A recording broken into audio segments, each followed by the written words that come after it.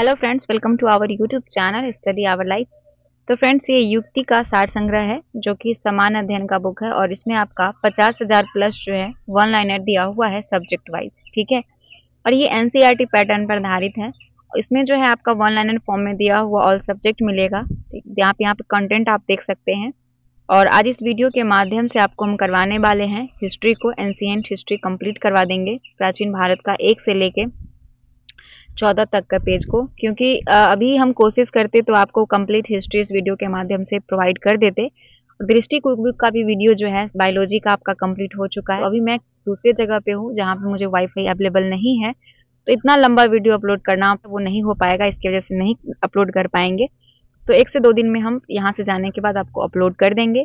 फिलहाल आपका एंशिएंट का जो है इसमें हम कंप्लीट कर देते हैं ताकि वीडियो कम टाइम में होगा, कंप्लीट एंशिएंट भी हो जाएगा और इतना डाटा में हम मैनेज भी कर सकते हैं।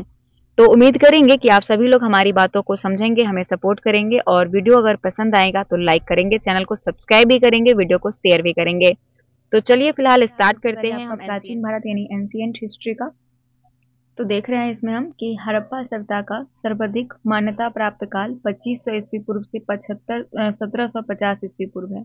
हड़प्पा सभ्यता का सर्वाधिक मान्यता काल 2500 ईस्वी पूर्व से 1750 ईस्वी पूर्व है। सिंधु घाटी की सभ्यता में घोड़े के अवशेष कहाँ से मिले हैं? सुरकोंडा से मिला है। सिंधु घाटी सभ्यता से घोड़ा का अवशेष सुरकोंडा से। सिंधु घाटी स्थल कालीबंगन किस प्रदेश में है? तो राजस्थान में है। सिंधु घाटी स्थल कालीबंगन कहाँ पे है? राजस्थान में। किस पदार्थ का उपयोग हड़प्पा काल की मुद्राओं के निर्माण में मुख्य रूप से किया गया था? तो सेलखरी का। सेलखरी जो था हड़प्पा काल में मुद्रा के निर्माण के लिए सेलखरी का इस्तेमाल किया गया था। हड़प्पा सभ्यता कांस्ययुगीन सभ्यता है। हड़प्पा सभ्यता कांस्ययुगीन सभ्यता है। सिंधु घाटी सभ्यता के लोग का मुख्य व्यवसाय था व्यापार। सिंधु घाटी सभ्यता के लोगों का मुख्य व्यवसाय क्या था? व्यापार था। हड़प्पा सभ्यता के निवासी शहरी थे। हड़प्पा सभ्यता के निवासी शहरी। सिंधु सभ्यता के घर किससे बनाए जाते थे? तो ईंट से बनाए जाते थे। सिंधु सभ्यता के घर ईंट से बनाए जाते थे। हड़प्पा वासी जो थे वो उत्पादन करते थे किस वस्तु का? कपास का सबसे पहले उत्पादन किए थे हड़प्पा वासी। किसका? कपास का सबसे पहले उत्पादन किए थे।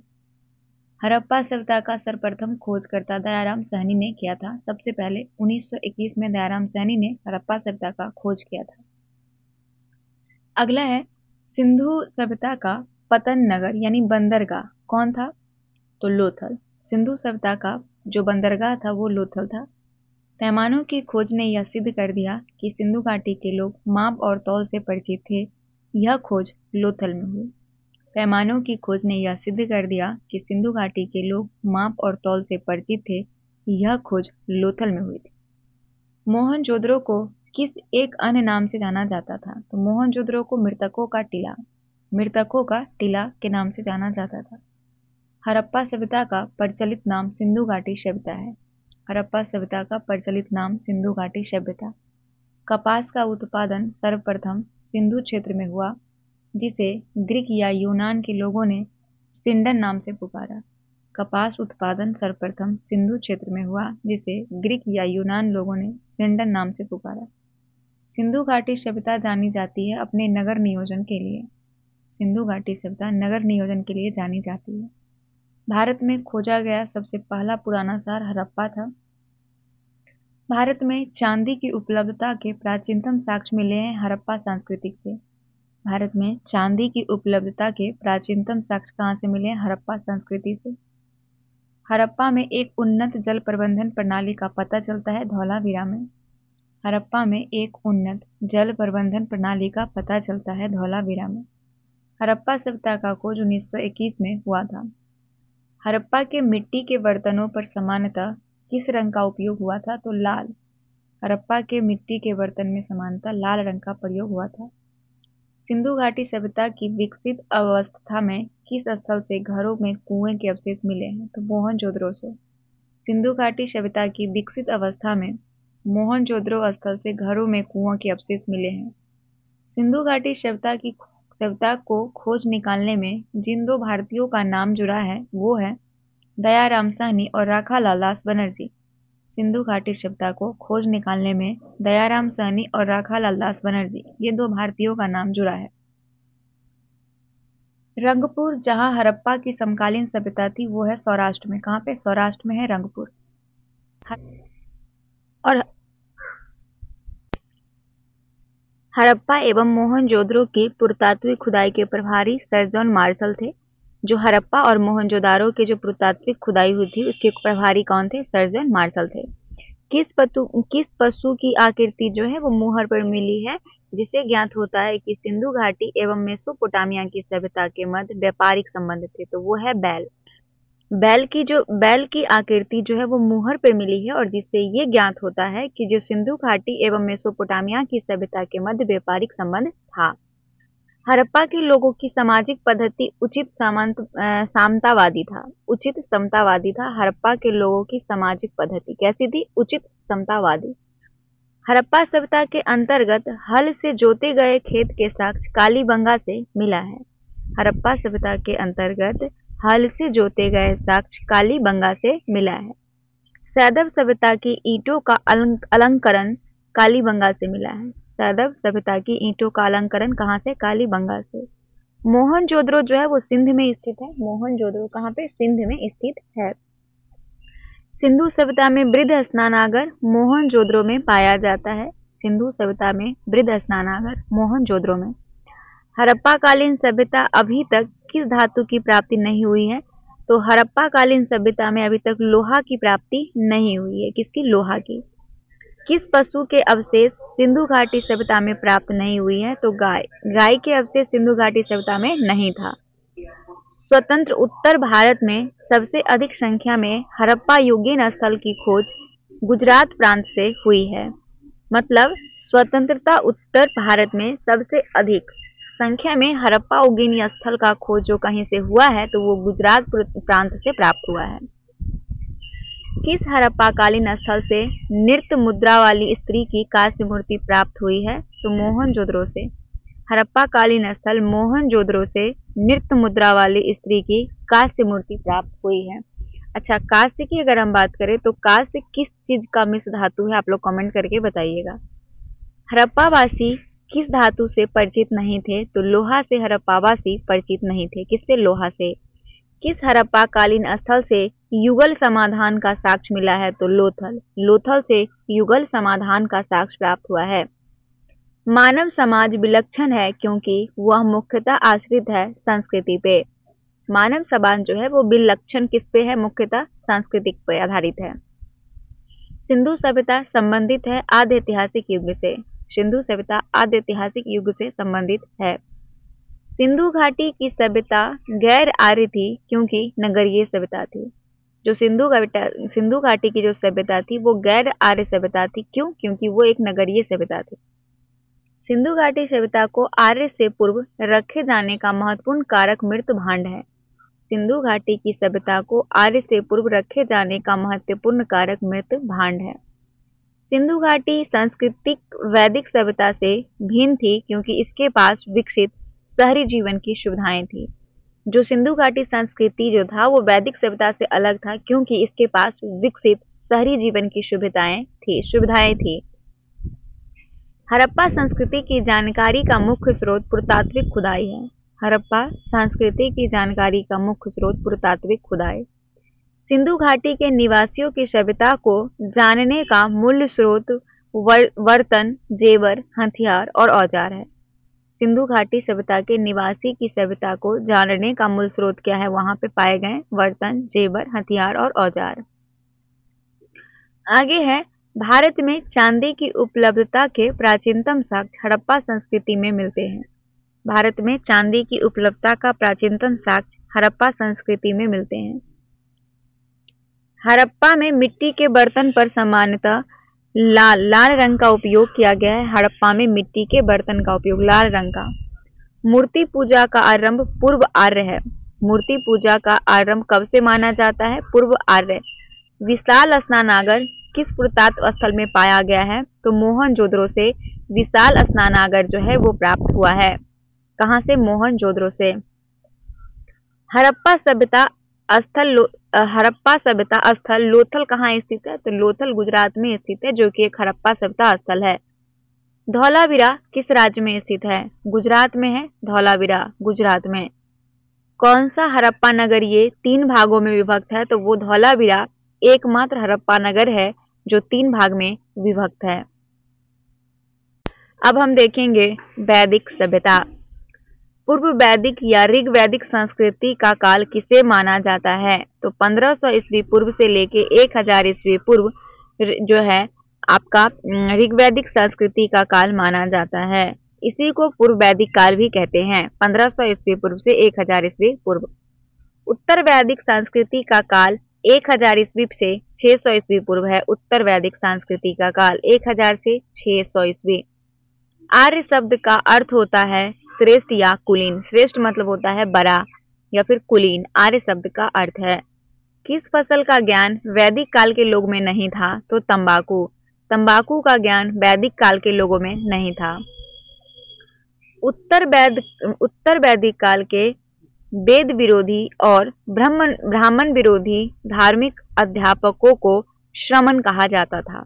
उत्तर वैदिक काल में जो वेद विरोधी और ब्राह्मण विरोधी धार्मिक अध्यापकों थे उसे श्रमण कहा जाता था। वैदिक गणित का महत्वपूर्ण अंग कौन है? शुल्ब सूत्र। शुल्ब सूत्र जो है वो वैदिक गणित का महत्वपूर्ण अंग है।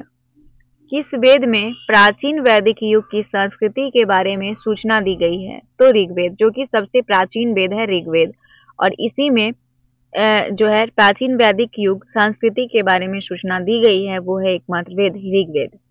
वेदों की संख्या 4 वेद है। 4 वेद ऋग्वेद, यजुर्वेद, सामवेद और अथर्ववेद। भारत के राजची में प्रयुक्त होने वाले शब्द सत्यमेव जयते ये मुंडको उपनिषद से लिया गया है, जो कि भारत के राजची में उपयुक्त ये शब्द है, ये वाक्य है सत्यमेव जयते।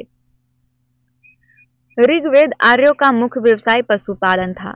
ऋग्वेद में आर्यों का मुख्य पशुपालन का व्यवसाय क्या था? पशुपालन था। भारतीय संगीत का आदि ग्रंथ सामवेद है। अब है प्रमुख दर्शन और उसके प्रवर्तक, जो कि काफी इंपॉर्टेंट है, एग्जाम में आता है यहाँ से सवाल। सांख्य के कपिल। सांख्य के कपिल है ना, सांख्य कपिल। न्याय के गौतम। गौतम जो है वो न्याय के प्रवर्तक हैं। चवारक के चवारक ही हैं। योग पतंजलि। पूर्व मीमांस जैमिनी। पूर्व मीमांस जैमिनी। उत्तरी मीमांस वदरायन और वैशेषिक कनाद। वैशेषिक कनाद। उसके बाद है प्रथम विधि निर्माता कौन है? मनु है प्रथम विधि निर्माता, मनु। अब हम देखेंगे इधर कि कृष्ण भक्ति का प्रथम और प्रधान ग्रंथ भागवत गीता है। श्रीमद् भागवत गीता जो है वो कृष्ण भक्ति का प्रथम और प्रधान ग्रंथ है। ऋग्वेद में संपत्ति का प्रमुख रूप गोधन है। ऋग्वेद में संपत्ति का प्रमुख रूप क्या है? गोधन। ऋग्वेद के किस मंडल में शूद्र का उल्लेख पहली बार मिलता है? तो 10वें मंडल में। ऋग्वेद के 10वें मंडल में शूद्र का उल्लेख पहली बार मिलता है। वेदों की ऋचाओं को पढ़ने वाले ऋषि को होत्री कहते हैं। वेदों के ऋचाओं को पढ़ने वाले ऋषि को होत्री कहते हैं।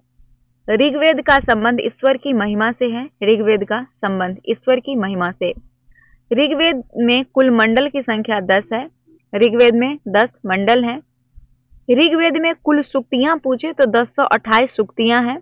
कुल ऋचाएं, ऋचाएं किसको कहते हैं? मंत्र को। 10,580 मंत्र हैं ऋग्वेद में, 10,580। ऋग्वेद में इंद्र के लिए ऋचाएं हैं 250। इंद्र के लिए कितने मंत्र हैं? 250 मंत्र हैं। और अग्नि के लिए पूछे ऋग्वेद में तो 200 है अग्नि के लिए। सबसे पुराना वेद कोई है तो वो ऋग्वेद है, जैसा कि मैं पीछे भी बताई हूँ, सबसे प्राचीन वेद है ऋग्वेद। यहाँ पे नोट में देखिएगा कि वेदों की संख्या 4 कौन कौन है? ऋग्वेद, सामवेद, यजुर्वेद और अथर्ववेद है। और इनमें सबसे प्राचीन वेद कोई है तो वो है ऋग्वेद। ऋग्वेद, यजुर्वेद, सामवेद को वेद त्रयी या फिर त्रयी कहा जाता है। ऋग्वेद, यजुर्वेद, सामवेद को वेद त्रयी या फिर त्रयी भी कहा जाता है। त्रयी तीनों वेदों का नाम है त्रयी। ठीक है। अब हम देखेंगे किस वैदिक ग्रंथ में वर्ण शब्द का सर्वप्रथम नमो उल्लेख मिलता है। तो वर्ण शब्द का उल्लेख सबसे पहले ऋग्वेद में मिलता है। भारत का सबसे प्राचीन ग्रंथ है वेद, सबसे प्राचीन ग्रंथ है। अथर्व का अर्थ क्या होता है? पवित्र और जादू। अथर्व का अर्थ होता है पवित्र और जादू, पवित्र जादू। पूर्व मीमांस दर्शन के प्रतिपादक हैं जैमिनी है पूर्व मीमांस पूर्व मीमांस दर्शन के प्रतिपादक जैमिनी हैं। सबसे प्राचीन पुराण पूछे तो वो मत्स्य पुराण है, जो सबसे पुराना है, यानी सबसे प्राचीन है मत्स्य पुराण। ब्राह्मण ग्रंथ में सबसे प्राचीन ग्रंथ कोई है तो वो शतपथ ब्राह्मण है, प्राचीन ग्रंथ। वर्ण व्यवस्था संबंधित पुरुष सूक्त मूलतः ऋग्वेद में पाया जाता है। गोपथ ब्राह्मण संबंधित है, अथर्ववेद से गोपथ संबंधित है। उपनिषद का मुख्य विषय दर्शन है, उपनिषद का मुख्य विषय। नचिकेता आख्यान का उल्लेख कंठोपनिषद में मिलता है, नचिकेत आख्यान का उल्लेख कंठोपनिषद में। पुराणों की संख्या 18 है। कितने पुराण है? 18 पुराण है। वैदिक धर्म का मुख्य लक्षण किसकी उपासना से था? तो प्रकृति से। वैदिक धर्म का मुख्य लक्षण प्राकृतिक उपासना से था। किस देवता के लिए ऋग्वेद में पुरंदर शब्द का प्रयोग हुआ है? तो इंद्र के लिए पुरंदर शब्द का प्रयोग ऋग्वेद में हुआ है, इंद्र के लिए। शुल्ब सूत्र जो ज्यामिति से संबंधित है, शुल्ब सूत्र पुस्तक ज्यामिति से। अस्तोमा सदगमय, ये ऋग्वेद से लिया गया है, अस्तोमा सदगमय ऋग्वेद से लिया गया है। आर्य भारत में आए और सर्वप्रथम बसे पंजाब में। आर्य सबसे पहले भारत से बाहर आए थे, तब कहां बसे थे? पंजाब में बसे थे। ऋग्वेद का कौन सा मंडल पूर्णतः सोम को समर्पित है? तो 9वां मंडल। ऋग्वेद का 9वां मंडल पूर्णतः सोम को समर्पित है। प्रसिद्ध 10 राजाओं का युद्ध जिसको बोलते हैं 10 राज युद्ध। 10 राज युद्ध पारुष्णी नदी के तट पर लड़ा गया था, 10 राज युद्ध। अच्छा, पारुष्णी की अगर हम बात करें तो किस नदी की प्राचीनतम नाम है? पारुष्णी, है ना। धर्म सूत्रों के भू राजस्व का दर क्या है? तो 1/6। इसका कमेंट करके बताइएगा, वैसे आगे बताएंगे हम, लेकिन पीछे आप लोग कमेंट जरूर कीजिएगा। धर्म शास्त्रों में भू राजस्व की दर क्या है? 1/6 है। 800 ईसा पूर्व से 600 ईसा पूर्व का काल ब्राह्मण युग रहा है। 800 ईसा पूर्व से 600 ईसा पूर्व ब्राह्मण युग। आरंभिक वैदिक साहित्य में सर्वप्रथम वर्णित नदी सिंधु है। आरंभिक वैदिक साहित्य में सर्वाधिक वर्णित नदी कोई है तो वो है सिंधु। उपनिषद काल के राजा अश्वपति केकई के शासक थे, अश्वपति, जो कि उपनिषद काल के राजा थे। अध्यात्म ज्ञान के विषय में नचिकेता और यम का संवाद कंठो उपनिषद में प्राप्त हुआ है। अध्यात्म ज्ञान के विषय में नचिकेता और यम के संवाद का जो उल्लेख है वो कहाँ से मिलता है? कंठोपनिषद से। वैदिक नदी कुंभा। कुंभा काबुल का स्थान कहाँ निर्धारित होना चाहिए? तो अफगानिस्तान में है काबुल। कपिल मुनि द्वारा प्रतिपादित दार्शनिक प्रणाली सांख्य दर्शन है। कपिल मुनि द्वारा प्रतिपादित दार्शनिक प्रणाली सांख्य दर्शन है। भारत के किस स्थल की खुदाई से लौह धातु यानी कि लोहे धातु का प्रचलन का प्राचीनतम प्रमाण मिला है? तो अंतरी खेरा से लौह धातु के प्राचीनतम प्रमाण मिला है भारत में खुदाई से, अंतरी खेरा। किस काल में अछूत की अवधारणा स्पष्ट रूप से उदित हुई है? तो धर्मशास्त्र के काल में। धर्मशास्त्र के काल में अछूत की अवधारणा स्पष्ट रूप से उदित हुई है। गायत्री मंत्र देव सावित्री को संबोधित है, किस पुस्तक में मिलता है? तो ऋग्वेद में गायत्री मंत्र मिलता है, जो कि देवी सावित्री को संबोधित है, गायत्री मंत्र। न्याय दर्शन को प्रचारित किया था गौतम ने, न्याय को परिचारित किया था। उसके बाद है योग दर्शन के प्रतिपादक है पतंजलि। उपनिषद पुस्तकें है दर्शन पर आधारित, उपनिषद आधारित है दर्शन पर। पूर्व वैदिक आर्यों का धर्म प्रमुखता था प्रकृति पूजा और यज्ञ। पूर्व वैदिक आर्यों का धर्म प्रमुखता था प्राकृतिक पूजा और यज्ञ। चरक संहिता नामक पुस्तक चिकित्सा से संबंधित है, चरक संहिता। यज्ञ संबंधित विधि विधानों का पता चलता है यजुर्वेद से, यज्ञ संबंधित। वैदिक युगीन सभा क्या थी? तो मंत्री परिषद थी। वैदिक युगीन सभ्यता, मंत्री परिषद। वैदिक युग में प्रचलित लोकप्रिय शासन प्रणाली गणतंत्र है। वैदिक युग में प्रचलित लोकप्रिय शासन प्रणाली गणतंत्र। सबसे प्राचीन वेद है ऋग्वेद, सबसे प्राचीन है। कौन भारतीय दर्शन की आरंभिक विचारधारा है? तो सांख्य। सांख्य भारतीय दर्शन की आरंभिक विचारधारा है। सांख्य, योग, न्याय, वैशेषिक, मीमांस, वेदांत, इन 6 भिन्न भारतीय दर्शन की स्पष्ट रूप से अभिव्यक्ति हुई है वैदिक युग में। ये 6 जो आपका दर्शन है और इसका स्पष्ट रूप से अभिव्यक्त कहाँ हुआ है? वैदिक युग में हुआ है। वह दस्तकारी कौन सी है जो आर्यों के द्वारा व्यवहार में नहीं लाई गई? तो वो लुहार यानी लुहारगिरी या दस्तकारी आर्य ने व्यवहार में नहीं लाया। प्राचीनतम व्याकरण अष्टाध्यायी के रचनाकार पाणिनि है, अष्टाध्यायी के रचनाकार। और कभी कभी एग्जाम में पूछता है कि अष्टाध्यायी कौन सी पुस्तक है, तो ये व्याकरण ग्रंथ है। कौन सी स्मृति प्राचीनतम है? तो मनु स्मृति प्राचीनतम है, मनु स्मृति। आदि काव्य की संज्ञा किसे दी जाती है? तो रामायण को आदि काव्य की संज्ञा दी जाती है, रामायण को। प्राचीनतम पुराण है मत्स्य पुराण, प्राचीनतम पुराण है। ऋग्वेद में सबसे पवित्र नदी सरस्वती को माना गया है, ऋग्वेद में सबसे पवित्र। वैदिक समाज की आधारभूत इकाई काल या कटुंब है। वैदिक समाज की आधारभूत इकाई काल या क्या है? कटुंब है। ऋग्वैदिक युग की जो प्राचीनतम संस्था थी वो थी विदहत। ऋग्वेद की सबसे प्राचीनतम संस्था कौन थी? विदहत थी। ब्राह्मण ग्रंथ में सबसे ज्यादा प्राचीन जो था वो शतपथ ब्राह्मण ग्रंथ था। सबसे प्राचीन ग्रंथ है कोई तो वो है ब्राह्मण ग्रंथ, शतपथ ब्राह्मण। ब्राह्मण ग्रंथ में सबसे प्राचीन था शतपथ ब्राह्मण। गोत्र, गोत्र व्यवस्था का प्रचलन उत्तर वैदिक काल से है, गोत्र का प्रचलन। मनुस्मृति मुख्यतः समाज व्यवस्था से संबंधित है, मनुस्मृति समाज व्यवस्था से। गायत्री मंत्र की रचना किए थे विश्वामित्र ने, गायत्री मंत्र की रचना किए थे। अवेस्ता और ऋग्वेद में समानता है। अवेस्ता किस क्षेत्र से संबंधित है? तो अवेस्ता ईरान से संबंधित है और अवेस्ता और ऋग्वेद में समानता है। किसका संकलन ऋग्वेद पर आधारित है? तो सामवेद। सामवेद का संकलन जो है वो ऋग्वेद पर आधारित है।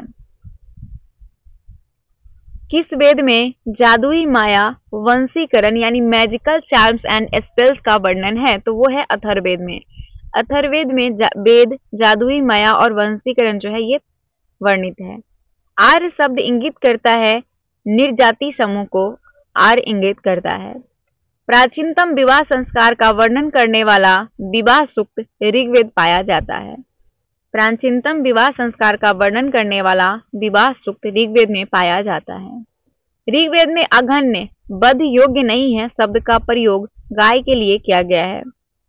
ऋग्वेद में किन नदियों का उल्लेख अफगानिस्तान के साथ आर्यों के संबंध का सूचक है? तो कुंभा या फिर क्रुम। ऋग्वेद में कुंभा नदी जो है इसका उल्लेख अफगानिस्तान के साथ आर्य के संबंध का सूचक है, कुंभा क्रुम। आर्यों के आर्कटिक होम सिद्धांत का पक्ष वीजी तिलक ने दिया था। आर्यों के आर्कटिक होम सिद्धांत का पक्ष वीजी तिलक ने। अथर्व का अर्थ होता है पवित्र जादू। कौन सा वेद अंशतः गद्य रूप में रचित है? तो यजुर्वेद अंशतः गद्य रूप में रचित है, यजुर्वेद। उत्तर वैदिक काल में किस देवता को सर्वोच्च स्थान प्राप्त हुआ है? तो प्रजापति को। उत्तर वैदिक काल में प्रजापति जो है इन्हें सर्वोच्च स्थान प्राप्त हुआ है। संस्कारों की कुल संख्या 16 थी, संस्कार 16 थे। कर्म का सिद्धांत संबंधित है मीमांस से कर्म।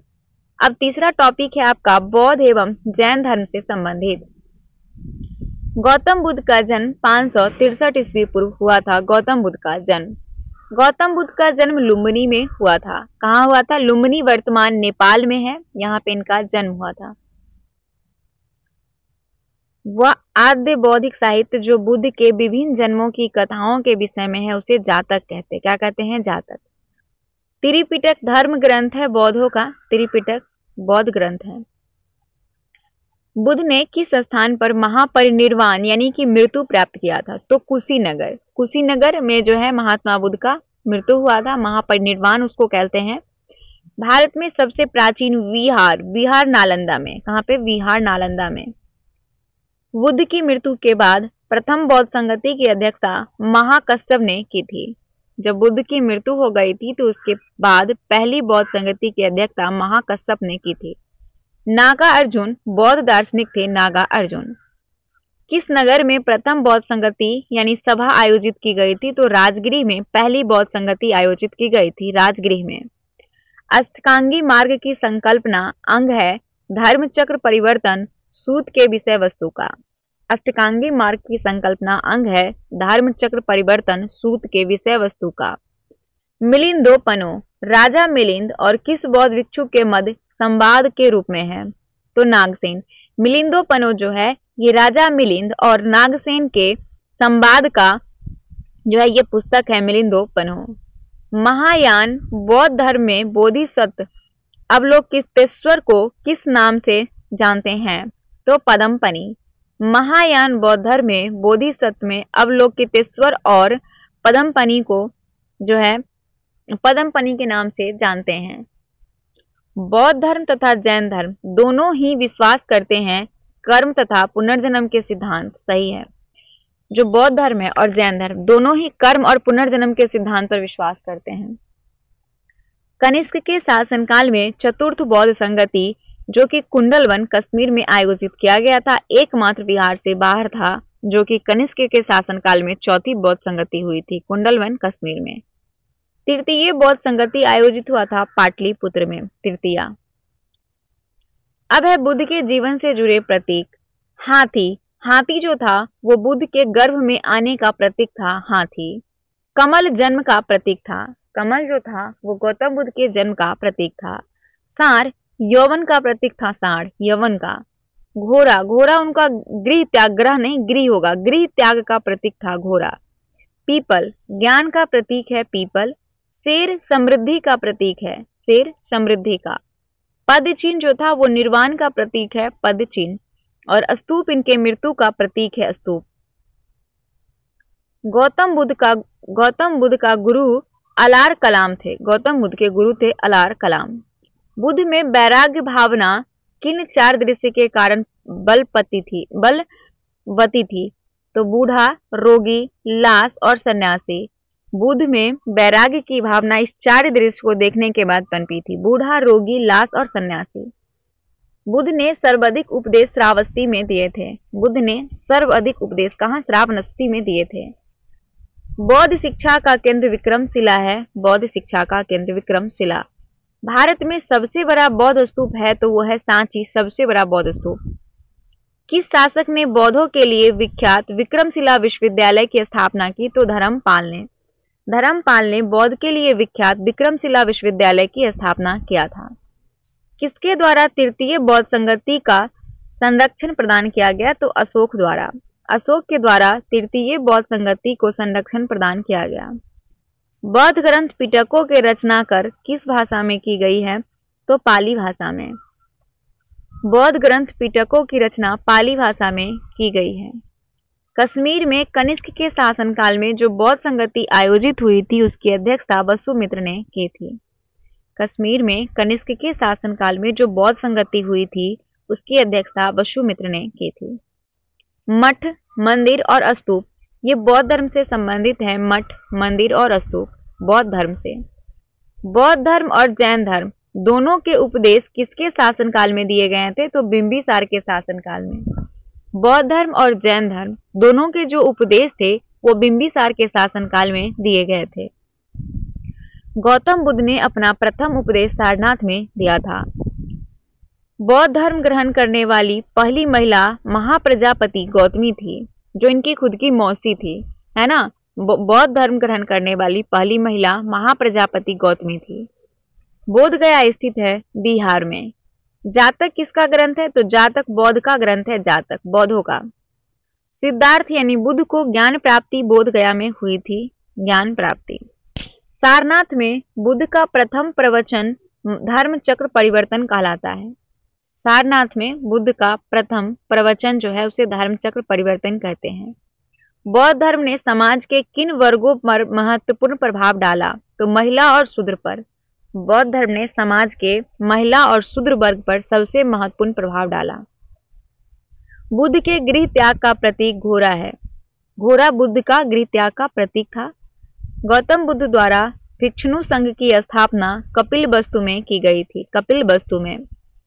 सर्वप्रथम शून्यवाद यानी शून्यता का सिद्धांत का प्रतिपादन करने वाले बौद्ध दार्शनिक थे नागार्जुन, जिन्होंने शून्यता का सिद्धांत दिया था। नागार्जुन। किस शासक के शासनकाल में नेपाल में बौद्ध धर्म का गमन हुआ? तो अशोक। अशोक के शासनकाल में नेपाल में बौद्ध धर्म का गमन हुआ। सांची क्यों विख्यात है? तो सबसे बड़ा बौद्ध स्तूप के कारण सांची विख्यात है। किस भाषा का ज्यादा प्रयोग बौद्धवाद के प्रचार के लिए किया गया? तो पाली। पाली भाषा का प्रयोग बौद्धवाद के प्रचार के लिए किया गया। महावीर स्वामी का जन्म कुंडग्राम में हुआ था। महावीर स्वामी का जन्म कहाँ पे? कुंडग्राम में। किसे एशिया की रोशनी यानी द लाइट ऑफ एशिया कहा गया है? तो गौतम बुद्ध को लाइट ऑफ एशिया कहा गया है। बुद्ध के जीवन की किस घटना को महाभिनिष्क्रमण के रूप में जाना जाता है? तो उन्होंने जब गृह त्याग किया था तो उसे बुद्ध के जीवन की घटना में महाभिनिष्क्रमण कहा जाता है और उनकी मृत्यु को महापरिनिर्वाण कहा जाता है ना। तो थोड़ा सा का डिफरेंस होता है, यहाँ पे कंफ्यूज नहीं करना है, बहुत लोग कंफ्यूज होते हैं, ठीक है। गौतम बुद्ध की माँ किस वंश से संबंधित थी? तो कोलिय वंश की थी इनकी माँ, गौतम बुद्ध की माँ कोलिय वंश के। और किस राजा के एक अभिलेख से सूचना मिलती है कि शाक्य मुनि बुद्ध का जन्म लुम्बिनी में हुआ था? तो अशोक। अशोक के अभिलेख से यह मिलता है कि शाक्य मुनि बुद्ध का जन्म लुम्बिनी में हुआ था। अब है यहाँ पे नोट में दिया हुआ कि मौर्य वंशीय शासक अशोक के रुम्मनदेही अभिलेख से सूचना मिलती है कि शाक्य मुनि बुद्ध का जन्म लुम्बिनी में हुआ था और इस अभिलेख में लुम्बिनी को बुद्ध का जन्म स्थल होने के कारण इसे कर छूट प्रदान करने की घोषणा का भी उल्लेख है, कर छूट प्रदान करने का। अब महात्मा बुद्ध ने अपना पहला धर्म चक्र परिवर्तन सारनाथ स्थान पर दिया था। पहला धर्म चक्र परिवर्तन सारनाथ। अब यहाँ पे नोट में है कि गौतम बुद्ध ने ज्ञान प्राप्ति के बाद सबसे पहले सारनाथ वाराणसी के निकट 5 ब्राह्मण सन्यासी को पहला उपदेश दिया था और इस प्रथम उपदेश को धर्म चक्र परिवर्तन कहा जाता है, धर्म चक्र परिवर्तन।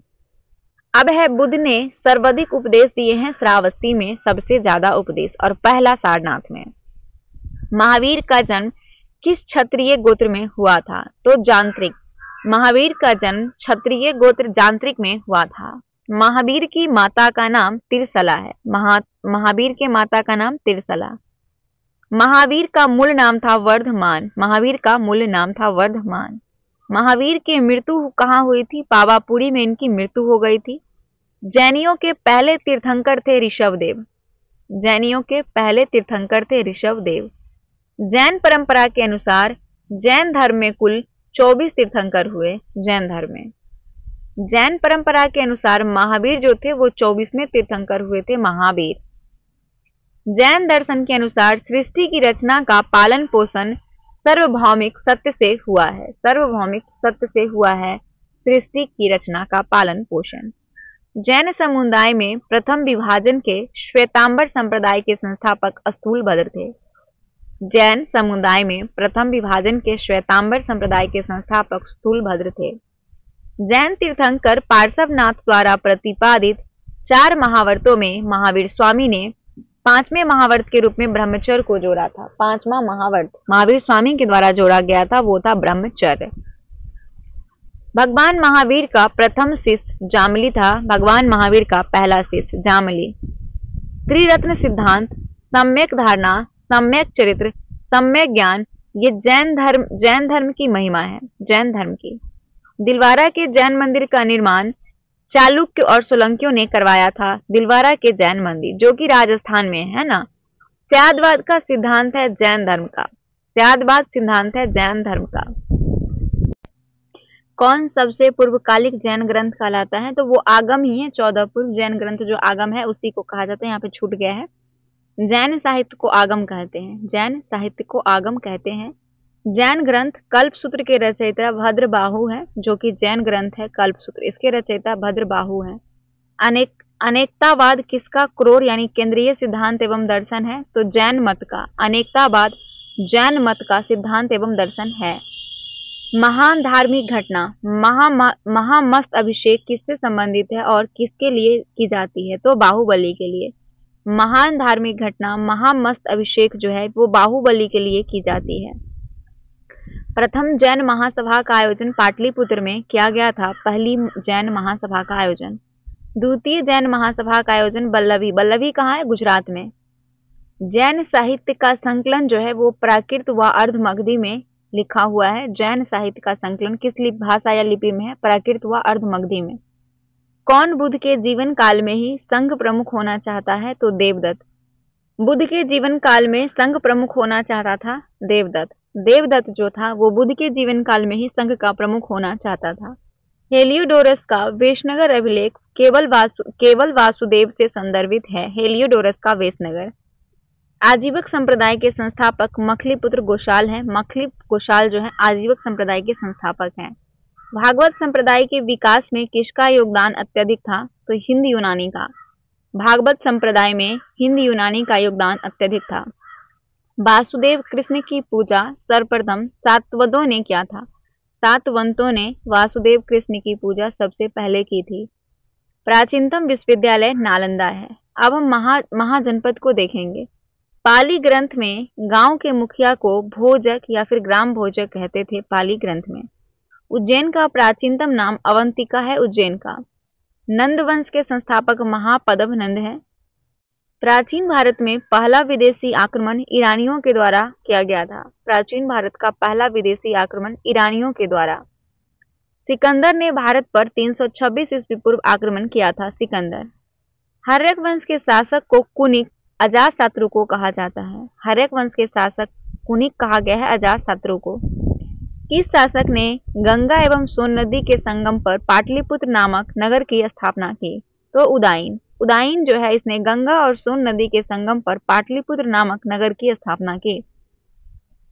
323 ईस्वी पूर्व में सिकंदर महान की मृत्यु बेबीलोन में हो गई थी। सिकंदर की मृत्यु बेबीलोन में। सिकंदर महान एवं पोरस या फिर पुरु की सेनाओं ने किस नदी के आमने सामने वाले तटों पर पड़ाव डाला था? तो झेलम नदी। सिकंदर महान एवं पोरस या फिर पुरुष की सेनाओं ने झेलम नदी के आमने सामने वाले तटों पर पड़ाव डाला हुआ था। किस प्रकार का मृत भांड यानी पॉटरी भारत में द्वितीय नगरीकरण या फिर शहरीकरण के प्रारंभ का प्रतीक माना गया है? तो उत्तरी काले पॉलिशकृत बर्तन। NBPW। उत्तरी काले पॉलिशकृत बर्तन जो है ये भारत में द्वितीय नगरीकरण या फिर शहरीकरण के प्रारंभ का प्रतीक माना गया है। मगध की प्रथम राजधानी ग्रीवरज या फिर राजगृह थी। कहा? ग्रीवरज या राजगृह। किस शासक के द्वारा सबसे पहले पाटलिपुत्र की राजधानी के रूप में चयन किया गया? तो उदयन के द्वारा पाटलिपुत्र राजधानी के रूप में चयन किया गया। 16 महाजनपद की सूची उपलब्ध है अंगुत्तर निकाय में। 16 महाजनपद की सूची अंगुत्तर निकाय में। मगध का कौन सा राजा सिकंदर महान के समकालीन था? तो धनानंद। धनानंद जो था वो सिकंदर महान के समकालीन था। प्रथम मगध साम्राज्य का उत्कर्ष 6ठी सदी ईस्वी पूर्व हुआ था। प्रथम मगध साम्राज्य का उत्कर्ष 6ठी सदी ईस्वी पूर्व। सिकंदर के आक्रमण के समय उत्तर भारत पर नंद वंश का शासन था। सिकंदर के आक्रमण के समय उत्तर भारत पर नंद वंश का शासन था। ईसा पूर्व 6ठी सदी ईस्वी में प्रारंभ में भारत का सर्वाधिक शक्तिशाली नगर मगध राज्य था। सबसे शक्तिशाली था। नंद वंश का अंतिम सम्राट घनानंद था। नंद वंश का अंतिम सम्राट घनानंद। भारत में सिक्कों या फिर मुद्रों का प्रचलन 600 ईस्वी पूर्व में हुआ था। अभिलेखीय साक्ष्य से प्रकट होता है कि नंद राजा के आदेश से एक नहर खोदी गई थी कलिंग में। कलिंग उड़ीसा में है और यहाँ से जो है नंद राजा के आदेश से एक नहर खोदी गई थी। पहला ईरानी शासक जिसने भारत के कुछ भाग को अपने अधीन किया था वो था डेरियस। डेरियस जो था वो पहला ईरानी शासक था जिसने भारत के कुछ भाग को अपने अधीन किया था। मगध के किस प्रारंभिक शासक ने राज्यारोहण के लिए अपने पिता की हत्या की? इसी कारणवश अपने पुत्र द्वारा मारा गया। तो अजातशत्रु। मगध वंश का प्रारंभिक शासक राज्यारोहण के लिए अपने पिता की हत्या कर दिया अजातशत्रु, और अजातशत्रु की इसीलिए हत्या जो है उसका पुत्र खुद कर दिया था। किस शासक ने अवंती को जीतकर मगध का हिस्सा बना दिया? तो शिशुनाग ने। शिशुनाग वंश के शासक ने अवंती को जीतकर मगध का हिस्सा बना दिया। कौन सा बौद्ध ग्रंथ 16 महाजनपद का उल्लेख करता है? तो अंगुत्तर निकाय। अंगुत्तर निकाय 16 महाजनपद का उल्लेख करता है। विश्व का पहला गणतंत्र वैशाली किसके द्वारा स्थापित था? तो लिच्छवी द्वारा। विश्व का पहला गणतंत्र वैशाली लिच्छवी के द्वारा स्थापित था। प्राचीन श्रावस्ती का नगर विन्यास किस आकृति का है? तो अर्धचंद्राकार। प्राचीन श्रावस्ती का नगर विन्यास जो है वो अर्धचंद्राकार आकृति का है। मगध के सबसे प्राचीन वंश के संस्थापक वृद्धरथ थे। सबसे जो प्राचीन थे वो वृत्रथ थे मगध के। कली ग्रंथों में गांव के मुखिया को भोजक कहा जाता था। गृहपति का अर्थ होता है धनी व्यक्ति, गृहपति। अब यहाँ पे जैन संगति को देखिए। प्रथम जैन संगति चंद्रगुप्त मौर्य के समय में हुआ था। पाटलिपुत्र में स्थूलभद्र की अध्यक्षता में पहली जैन संगति हुई थी। चंद्रगुप्त मौर्य के समय पाटलिपुत्र में स्थूलभद्र की अध्यक्षता में। द्वितीय हुआ था 512 ईस्वी में बल्लभी कहाँ, गुजरात में, और देववर्धी क्षमा श्रवण की अध्यक्षता में। ठीक है। बौद्ध संगति, तो पहली बौद्ध संगति 483 ईस्वी पूर्व हुई थी अजातशत्रु के शासनकाल में। पहली राजगिरी में हुआ था। अध्यक्ष था कौन? महाकश्यप था, महाकश्यप। दूसरा हुआ था 383 ईस्वी पूर्व कालाशोक के अध्यक्षता शासन में, कालाशोक के शासनकाल में वैशाली में सर्वकामनी की अध्यक्षता में। तृतीय हुआ था 251 ईस्वी पूर्व अशोक के समय में पाटलिपुत्र में, मोगलीपुत्र इसके अध्यक्ष थे।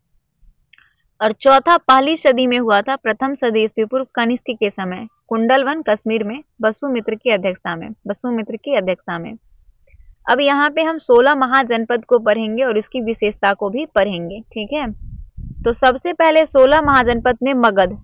मगध की राजधानी राजगिरी या फिर राजगीर थी। राजगिरी या राजगीर। राजगिरी को गिरिब्रज के नाम से भी जाना जाता था। राजगिरी को गिरिब्रज के नाम से भी जाना जाता था, जो कि पटना गया बिहार का क्षेत्र है। अंग की राजधानी चंपा, आधुनिक भागलपुर में है। चंपा भागलपुर में। आधुनिक बिहार के भागलपुर और मुंगेर जिले को कहते हैं चंपा। काशी की राजधानी वाराणसी या फिर बनारस थी। काशी की राजधानी। यहाँ शिल्प, व्यापार एवं समृद्धि के लिए प्रसिद्ध था। उत्तर प्रदेश में है ये जगह। चौथा है वजी। वजी वैशाली, विदेह और मिथिला का क्षेत्र है। इसकी वजी की राजधानी था विदेह, जो कि विश्व के प्राचीनतम गणराज्य का जन्मदाता है। विश्व के प्राचीनतम गणराज्य का जन्मदाता। यह 8 गणराज्यों का एक संघ था, जो कि मुजफ्फरपुर, दरभंगा, बिहार का क्षेत्र है। पांचवा है कौशल। कौशल की राजधानी श्रावस्ती थी। कहाँ? श्रावस्ती। ये आधुनिक उत्तर प्रदेश का साकेत, अयोध्या एवं श्रावस्ती, जो कि फैजाबाद उत्तर प्रदेश का क्षेत्र है। कुरु। कुरु की राजधानी इंद्रप्रस्थ। इंद्रप्रस्थ जो है ये उत्तर प्रदेश हरियाणा का क्षेत्र है। दिल्ली मेरठ में पड़ता है उधर। और यहाँ पे यमुना के किनारे इंद्रप्रस्थ और हस्तिनापुर के आसपास का ये क्षेत्र है कुरु। सातवां है चेंदी। चेंदी की राजधानी शक्तिमती है। चेंदी की राजधानी शक्तिमती। बुंदेलखंड और उसके आसपास का भाग उत्तर प्रदेश में है। शक्तिमती। मल। मल की राजधानी भी कुशीनगर और एवं पावा था, जो कि देवरिया गोरखपुर का क्षेत्र उत्तर प्रदेश है। अस्मक की राजधानी पोदन या फिर पोतन है। कहीं कहीं पोटली भी लिखा रहता है। पोदन, पोतन या पोटली। ये गोदावरी के तटवर्ती प्रदेश, दक्षिण भारत का एकमात्र जहां महाजनपद है। कौन? अस्मक। याद रखिएगा, दक्षिण भारत का एकमात्र जनपद गोदावरी के तटवर्ती प्रदेश में।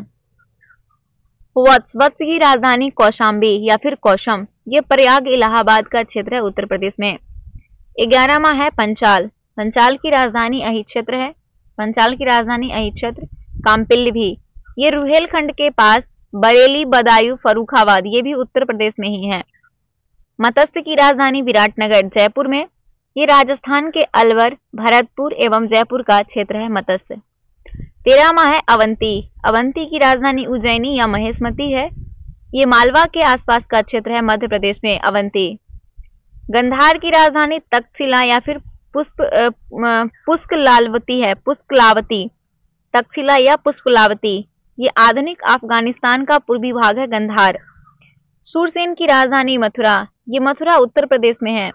कंबोज की राजधानी राजपुर है। राजपुर। ये श्रेष्ठ घोड़े के लिए प्रसिद्ध है। रावलपिंडी, पेशावर का क्षेत्र, पाकिस्तान। अब अगला टॉपिक आ गया आपका मौर्यकाल।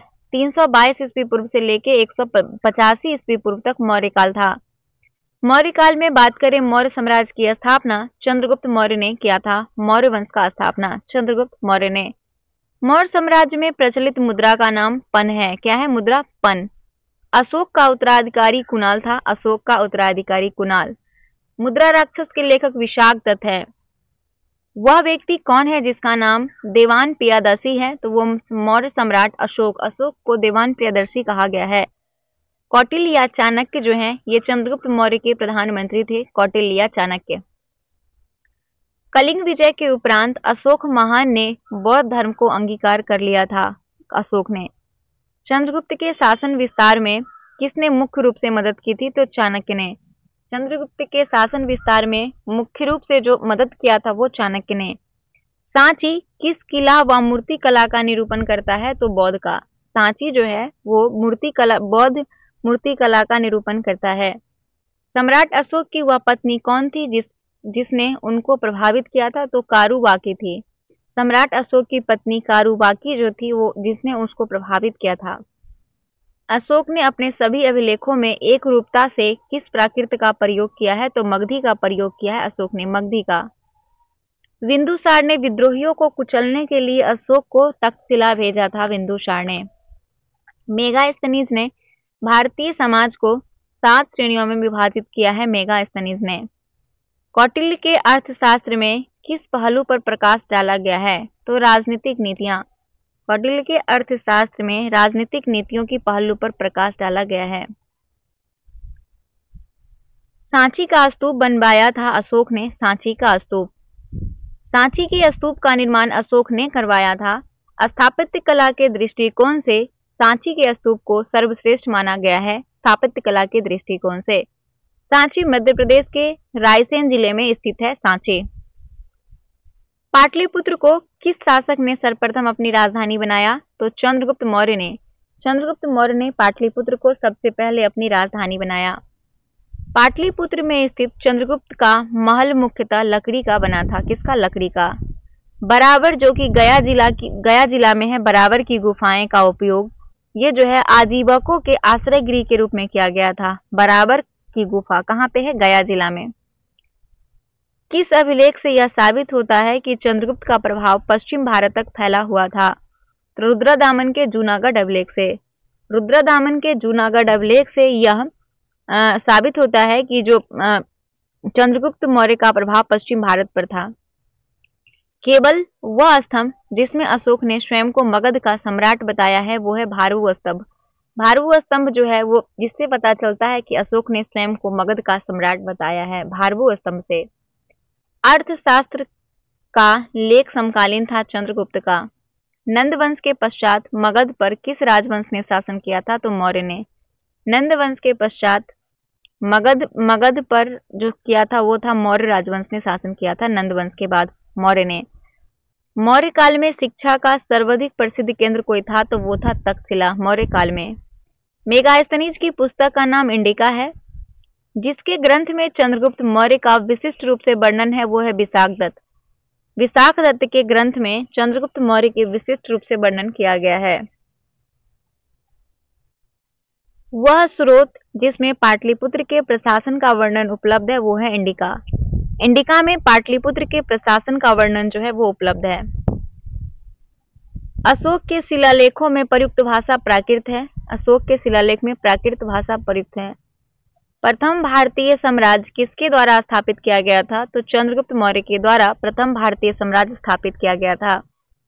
चाणक्य ने अपने बचपन में किस नाम से जाने जाते हैं? तो विष्णुगुप्त के नाम से चाणक्य को बचपन में जाना जाता था। राज्य के सप्तांग सिद्धांत के अनुसार राज्य का 7वां अंग मित्र था। कौन था? मित्र।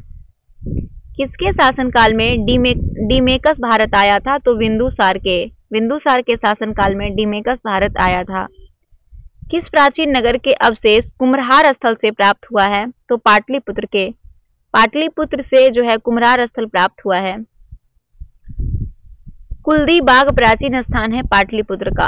कुलंदी बाग प्राचीन स्थान कहाँ है? पाटलिपुत्र का।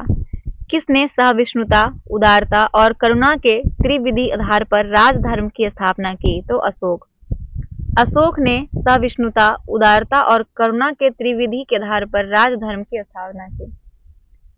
अशोक ने बौद्ध होते हुए भी हिंदू धर्म में आस्था नहीं छोड़ी। इसका प्रमाण देवनाम प्रिय की उपाधि से मिलता है। अशोक के शिलालेख को पढ़ने वाला प्रथम अंग्रेज था जेम्स प्रिसप्स, जिसने अशोक के अभिलेख को सबसे पहले पढ़ा था। जेम्स प्रिसप्स ने। सर्वप्रथम अशोक के शिलालेख को पढ़ने का श्रेय जो है अंग्रेज विद्वान जेम्स प्रिसप्स को जाता है। जेम्स प्रिसप्स को। और उन्होंने जो है 1837 में, कब? 1837 में अशोक के लेखों जो कि ब्राह्मी लिपि में है उसका उद्वाचन किया था। केवल वह स्तंभ जिसमें अशोक ने स्वयं को मगध का सम्राट बताया तो वो है भारवु स्तंभ। भारवु स्तंभ में अशोक ने स्वयं को मगध का सम्राट बताया था। मौर्य काल में शिक्षा का सर्वाधिक प्रसिद्ध केंद्र तक्षशिला था। कौन था? तक्षशिला। अंतिम मौर्य सम्राट था वृद्धरथ। अंतिम मौर्य सम्राट था वृद्धरथ। उत्तराखंड में अशोक का एक शिलालेख स्थित है। कालसी उत्तराखंड में है। कालसी एकमात्र शिलालेख है अशोक का, कालसी। सांची का स्तूप अशोक ने खुद बनवाया था। सांची का स्तूप। प्राचीन भारत का वह प्रसिद्ध शासक जिसने अपने जीवन के अंतिम दिन में जैन धर्म को अपनाया वो चंद्रगुप्त मौर्य था। प्राचीन भारत का वह प्रसिद्ध शासक जिसने अपने जीवन के अंतिम दिनों में जैन धर्म को अपनाया वो चंद्रगुप्त मौर्य था। कलिंग युद्ध के विजय तथा क्षत्रियों का वर्णन अशोक के शिलालेख 13वां में है। 13वें शिलालेख में प्रसिद्ध यूनानी राजदूत मेगास्थनीज भारत जो है वो चंद्रगुप्त मौर्य के दरबार में आया था। मेगास्थनीज। चंद्रगुप्त मौर्य ने सेलुकस को कब पराजित किया? तो 305 ईस्वी पूर्व। 305 ईस्वी पूर्व चंद्रगुप्त मौर्य ने सेलुकस को पराजित किया था। भारतीय लिखने की कला नहीं जानते, यह युक्ति मेगास्थनीज की है। मेगास्थनीज ने कहा था कि भारतीय लिखने की कला नहीं जानते। मौर्य काल में गुप्तचरों को गूढ़ पुरुष कहा जाता था। मौर्य काल में गुप्तचर को गूढ़ पुरुष। अशोक का समकालीन तुरमई जो था वो मिस्र का राजा था। तुरमई मिस्र का राजा। किस ग्रंथ में शूद्रों के लिए आर्य शब्द का प्रयोग हुआ है? तो अर्थशास्त्र में। अर्थशास्त्र में शूद्रों के लिए आर्य शब्द का प्रयोग हुआ है। कौटिल्य द्वारा रचित अर्थशास्त्र जो है वो 15 अधिकरणों में विभाजित है। कितने? 15 अधिकरणों में कौटिल्य द्वारा रचित, ठीक है, 15 अधिकरणों में है। अशोक ने 261 ईस्वी पूर्व में कलिंग को जीतने के बाद क्या किया? तो भारी रक्तपात देखकर युद्ध की नीति को सदा के लिए त्याग दिया। कलिंग युद्ध के बाद 261 ईस्वी पूर्व के बाद, है ना। अशोक के शिलालेख यानी कि रॉक एडिक्ट संगम राज्य के बारे में हमें दूसरा एवं 13वां शिलालेख से पता चलता है। अशोक के दूसरा और 13वें शिलालेख के बारे में अशोक का जो शिलालेख है उससे संगम राज्य के बारे में बताते हैं। अशोक ने श्रीलंका में बौद्ध धर्म का प्रचार हेतु महेंद्र और संघमित्रा को भेजा था। अशोक ने अशोक के मनसेहरा जो कि पाकिस्तान में है, मनसेहरा और शहबाजगढ़ी भी पाकिस्तान से प्राप्त वृद्ध शिलालेखों में खरोष्टी लिपि का प्रयोग किया गया है। खरोष्टी लिपि का। श्रीनगर की स्थापना अशोक ने किया था। श्रीनगर की स्थापना अशोक ने। किस अभिलेख में चंद्रगुप्त मौर्य और अशोक दोनों का उल्लेख किया गया है? तो महाक्षत्रप रुद्रादामन का जूनागढ़ अभिलेख। रुद्रादामन का जूनागढ़ अभिलेख में चंद्रगुप्त मौर्य और अशोक दोनों का उल्लेख मिलता है। अब है मौर्योत्तर काल 185 से 319 ईस्वी पूर्व। अंतिम मौर्य सम्राट वृद्धरथ की हत्या पुष्यमित्र। क्वेश्चन है कि अंतिम मौर्य सम्राट वृद्धरथ की हत्या कर किसने शुंग वंश की स्थापना की? तो पुष्यमित्र ने। पुष्यमित्र जो था इसने वृद्धरथ की हत्या करके शुंग वंश की स्थापना किया था। कन्नव या फिर कान्नव वंश के संस्थापक वासुदेव थे। कन्नव वंश के संस्थापक वासुदेव। सातवाहन या फिर आंध्र सातवाहन वंश के संस्थापक कौन थे? शिमुक थे। प्राचीन भारत का महान व्याकरण पतंजलि पुष्यमित्र शुंग के समकालीन थे। प्राचीन भारत के महान व्याकरण पतंजलि पुष्यमित्र शुंग के शासनकाल में थे। सर्वप्रथम भारत में विशुद्ध संस्कृत भाषा में लंबा अभिलेख शक राजा रुद्रदामन द्वारा जारी किया गया है। सर्वप्रथम भारत में विशुद्ध संस्कृत भाषा में लंबा अभिलेख किस राजा द्वारा जारी किया गया? तो शक राजा रुद्रदामन के द्वारा। सातवाहन ने आरंभिक दिनों में अपना शासन महाराष्ट्र में शुरू किया है। सातवाहन ने। किस कुषाण शासक ने सर्वप्रथम स्वर्ण मुद्राएं जारी किया है? तो कंडफिसस द्वितीय ने। कंडफिसस द्वितीय ने सबसे पहले जो है अपना स्वर्ण मुद्रा जारी किया। किस शासक के शासकों ने छत्र प्रणाली का प्रयोग किया? तो शकों ने छत्र प्रणाली का प्रयोग किया है। कुषाण काल में सबसे अधिक विकास किस क्षेत्र में हुआ है? तो वास्तुकला के क्षेत्र में। कुषाण काल में सबसे अधिक विकास वास्तुकला के क्षेत्र में हुआ है। भारत में प्रथम सैनिक शासन किसके द्वारा व्यवहार में लाया गया है? तो ग्रीकों के द्वारा। भारत में प्रथम बार सैनिक शासन जो है ये ग्रीक को द्वारा लाया गया। ईसा पूर्व दूसरी सदी के प्रारंभ में ही उत्तरी अफगानिस्तान में स्थापित भारत यूनानी राज बैक्टीरियाई था। भारत यूनानी राज बैक्टीरियाई। सर्वप्रथम रोम के साथ किन लोगों का व्यापार प्रारंभ हुआ था? तो तमिल और चेरों का। सर्वप्रथम रोम के साथ तमिल एवं चेरों का व्यापार प्रारंभ हुआ था। सातवाहन ने पहले स्थानीय अधिकारियों के रूप में मौर्यों के अधीन काम किया था। सातवाहन ने। वह महानतम कुषाण नेता कौन था जो बौद्ध बन गया? तो वो कनिष्क था। वो महानतम कुषाण नेता कनिष्क था जो बौद्ध बन गया। कुषाण काल के दौरान मूर्ति कला की गंधार शैली किसका मिश्रण है? तो भारत ग्रीक यानी यूनानी शैली का। कुषाण काल के दौरान मूर्ति कला की गंधार शैली भारत ग्रीक यानी यूनानी शैली का था। रोम साम्राज्य के अनुसरण पर किस शासक के शासकों ने कैसर यानी सीजर की उपाधि ग्रहण किया था? तो कुषाण। रोम साम्राज्य के अनुसार जो कुषाण था, कुषाण वंश के शासक ने कैसर यानी सीजर की उपाधि ग्रहण की थी। प्राचीन भारत में सबसे नियमित रूप से सोने के सिक्के कुषाण ही ने चलाया था। नियमित रूप से सोने के सिक्के कुषाण चलाया था। मौर्य के बाद दक्षिण भारत में सबसे प्रभावशाली राज्य कोई था? तो वो सातवाहन था। मौर्य के बाद दक्षिण भारत में।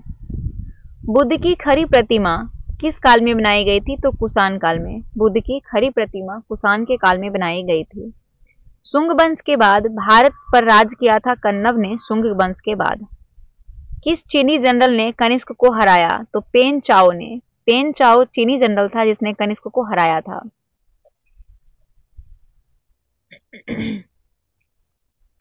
उत्तरी तथा उत्तरी पश्चिमी भारत में सर्वाधिक संख्या में तांबे के सिक्के कुषाण ने जारी किए थे। उत्तर तथा उत्तरी पश्चिमी भारत में सबसे ज्यादा तांबे के सिक्के कुषाण ने जारी किया था। विक्रम संवत 57 ईसा पूर्व प्रारंभ हुआ था। विक्रम संवत। सातवाहन शासकों की राजकीय भाषा क्या थी? प्राकृत थी। सातवाहन की राजकीय भाषा प्राकृत। जो कला शैली भारतीय और ग्रीक यानी यूनानी शैली का सम्मिश्रण है उसे गंधार कहते हैं। उसे गंधार कहते हैं। कनिष्क की राजधानी पुरुषपुर थी। कनिष्क की राजधानी पुरुषपुर थी। पुरुषपुर किसका दूसरा नाम है? तो पुरुषपुर पेशावर का दूसरा नाम है पुरुषपुर। चरक किस राज चिकित्सक थे? चरक किसके राज चिकित्सक थे? तो कनिष्क के राज्य चिकित्सक थे चरक। कनिष्क के राज चिकित्सक थे चरक। तक्षशिला के प्रसिद्ध स्थल होने का कारण गंधार कला ही है। जो तक्षशिला है इसके प्रसिद्ध स्थल होने का कारण गंधार कला ही है। भारत में सर्वप्रथम स्वर्ण मुद्राएं चलाई थी इंडो बैक्टीरियन ने। किस संग्रहालय में कुषाण कालीन मूर्तियों का संग्रह अधिक मात्रा में है? तो मथुरा संग्रहालय में। मथुरा संग्रहालय में कुषाण कालीन मूर्तियों का संग्रह अधिक मात्रा में है। किस वंश के शासक ने ब्राह्मण और बौद्ध भिक्षुकों को करमुक्त भूमि या फिर गांव भूमि अनुदान देने की प्रथा प्रारंभ किया था? तब सातवाहन। सातवाहन वंश के शासक ने ब्राह्मण एवं बौद्ध भिक्षुक को कर मुक्त भूमि या फिर गांव को दान देने का प्रथा शुरू किया था सातवाहन ने। भारतीय रंगमंच में यवनिका, यवनिका का मतलब होता है पर्दा, पर्दा का शुभारंभ किया था यूनानियों ने। भारतीयों के महान रेशम मार्ग जिसको सिल्क रूट बोलते हैं ये कनिष्क ने आरंभ किया था। सिल्क रूट को शक संवत का प्रारंभ किया था कनिष्क ने 78 ईस्वी शासन काल में। शक संवत प्रारंभ किया था कनिष्क के शासन काल में 78 ईस्वी से। तक्षशिला विश्वविद्यालय भारत में है। तक्षशिला वर्तमान में तक्षशिला पाकिस्तान के रावलपिंडी जिले में स्थित है। प्राचीनतम में यह शिक्षा का प्रमुख केंद्र था। चाणक्य, चरक आदि यहीं से शिक्षा प्राप्त किए थे। वर्तमान में ये पाकिस्तान में है लेकिन उस समय भारत में था। प्राचीन काल में कलिंग का महान शासक खारवेल था। कलिंग का महान शासक खारवेल था। बुद्ध का किसके सिक्कों पर अंकन हुआ है? तो कनिष्क के सिक्कों पर अंकन है बुद्ध का। कनिष्क के सिक्कों पर। योद्धद्य, योद्धद्य सिक्कों पर किस देवता का अंकन मिलता है? तो कार्तिकेय का। योद्धद्य सिक्के पर कार्तिकेय का अंकन है। कनिष्क के सारनाथ बौद्ध प्रतिमा अभिलेख की तिथि 81 ईस्वी सन है। कनिष्क के सारनाथ बौद्ध प्रतिमा का अभिलेख जो है वो 81 ईस्वी सन। अश्वघोष किसका समकालीन था? तो कनिष्क का समकालीन है अश्वघोष, कनिष्क का। बाल विवाह की प्रथा प्रारंभ हुई थी कुषाण के काल में। बाल विवाह प्रथा कुषाण के काल में। जो कला शैली भारतीय और यूनानी आकृति का सम्मिश्रण है उसे गंधार शैली कहते हैं। सातवाहन की राजधानी कहाँ थी? अमरावती थी सातवाहन की। आंध्र सातवाहन राजाओं की सबसे लंबी सूची जो है वो मत्स्य पुराण से मिलती है। आंध्र सातवाहन राजाओं की सबसे लंबी सूची जो है वो मत्स्य पुराण से मिलती है। पूर्वी रोमन शासक जस्टिनियन कौन है? पूर्वी रोमन शासक जस्टिनियन का सर्वाधिक महत्वपूर्ण योगदान विधि के क्षेत्र में था, जस्टिनियन का। अब हम देखेंगे संगम काल को। संगम युग में उरैयूर किसके लिए विख्यात था? तो संगम युग में उरैयूर कपास के व्यापार का महत्वपूर्ण केंद्र था। उरैयूर कपास के व्यापार का मुख्य केंद्र था। तोल्काप्पियम ग्रंथ संबंधित है व्याकरण और काव्य से। तोल्काप्पियम व्याकरण और काव्य से। धार्मिक कविताओं का संकलन कुरल। कुरल जो है वो तमिल भाषा में है। कुरल किस संगम युगीन राज्य के संरक्षण में 3 संगमों का आयोजन हुआ है? तो पांड का। कि किस संगम युगीन राज्य के संरक्षण में 3 संगमों का आयोजन हुआ है? तो पांड। पांड के संरक्षण में 3 संगमों का जो है आयोजन हुआ है। लाल चेर। लाल चेर के नाम से प्रसिद्ध वह चेर शासक कौन था जिसने कन्नगी यानी पत्नी के मंदिर का निर्माण करवाया? तो सेन गुटवन। लाल चेर के नाम से प्रसिद्ध वह चेर शासक सेन गुटवन था जिसने कन्नगी यानी पत्नी के मंदिर का निर्माण करवाया था। तमिल भाषा के शिल्पाधिक्रम और मणिमेखलाई नामक गौरव ग्रंथ किससे संबंधित है? तो हिंदू धर्म से। याद रखिएगा, तमिल भाषा के शिल्पाधिक्रम और मणिमेखलाई नामक गौरव ग्रंथ जो है वो हिंदू धर्म से संबंधित है। अगला है, कौन संगम युगीन व्याकरण रचना सर्वाधिक महत्वपूर्ण रचना मानी गई है? तो तोल्काप्पियम। संगम युगीन व्याकरण रचना सर्वाधिक महत्वपूर्ण रचना मानी गई है तो वो है तोल्काप्पियम। मुजरिस किस राज्य का प्रमुख बंदरगाह है? तो चेर का। चेर का जो है प्रमुख बंदरगाह मुजरिस है, चेर का। प्राचीनतम तमिल देवता मुरुगन। मुरुगन किस वैदिक देवता के सदृश हैं? तो स्कंद या फिर कार्तिकेय को कहा गया है मुरुगन। संगम कालीन साहित्य में कौन कौन को एवं मन्नन किसके लिए प्रयुक्त होते हैं? तो राजा के लिए। राजा के लिए को एवं मन्नन जो है ये प्रयुक्त हुआ है संगम साहित्य में। तमिल काव्य का इलियड कहा जाता है शिल्पाधिक्रम को। तमिल काव्य का इलियड शिल्पाधिक्रम को। चेर वंश का शासन जो था वो केरल पर था, चेर का शासन। चेर वंश का प्रसिद्ध शासक सेन गुटवन था, चेर का। चोल वंश का प्रसिद्ध शासक था कारिकल, चोल का। चोल काल में सूती वस्त्र उद्योग का प्रमुख केंद्र जो था उरैयूर था। चोल काल में उरैयूर सूती वस्त्र का प्रमुख केंद्र था। तोल्काप्पियम की रचना तोल्काप्पियर ने किया था। चोल काल में सर्वोच्च न्यायालय को कहा जाता था मनरम। मनरम जो था वो चोल काल का सर्वोच्च न्यायालय था। पांडवों की राजधानी मदुरै थी। पांडवों की राजधानी मदुरै। तमिल का गौरव ग्रंथ जीवक। चिंतामणि जैन धर्म से संबंधित है, चिंतामणि। संगम किससे संबंधित है? विद्वानों से संबंधित है संगम। स्ट्रैम्बो के अनुसार संगम युग के किस वंश के शासक ने रोमन सम्राट अगस्टस के दरबार में 20 ईस्वी पूर्व लगभग अपना एक दूत भेजा था? तो पांड नरेश ने। स्ट्रैम्बो के अनुसार संगम युग के पांड नरेश ने रोमन सम्राट अगस्टस के दरबार में 20 ईस्वी पूर्व लगभग अपना एक दूत भेजा था।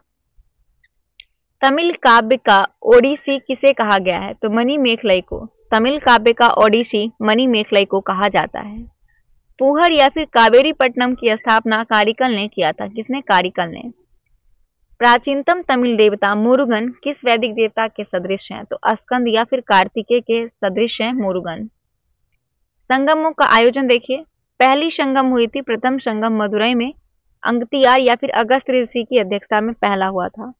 दूसरा हुआ था द्वितीय संगम कपाटीपुरम या फिर आलवे में अंगतियार या अगस्त ऋषि की अध्यक्षता में। और तीसरा हुआ था मदुरै नकीरर की अध्यक्षता में। गुप्त काल देखिए, गुप्त काल 319 ईस्वी से लेकर 440 ईस्वी पूर्व तक था गुप्त काल। गुप्त वंश के संस्थापक कौन थे? श्री गुप्त थे। गुप्त वंश के संस्थापक श्री गुप्त। गुप्त किसके सामंत थे? तो कुषाणों के सामंत थे गुप्त। किसके? कुषाणों के।